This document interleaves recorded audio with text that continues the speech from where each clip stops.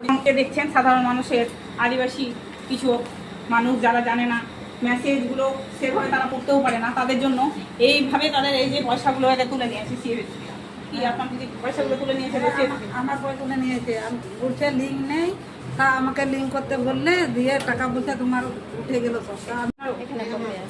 আপনাদেরও দেখেন আমার বেটার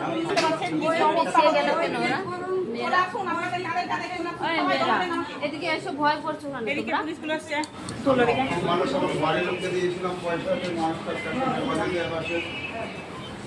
দেখতে পাচ্ছেন কি অবস্থা। একটা ব্যাংকে সাধারণ মানুষ ভরসা করে টাকা পয়সাগুলো রাখে, কিন্তু সেই টাকা পয়সাগুলো ব্যাংকেই যদি নিরাপদ না থাকে তাহলে সাধারণ মানুষ কোথায় যাবে সেটা আপনারা দেখতে পাচ্ছেন।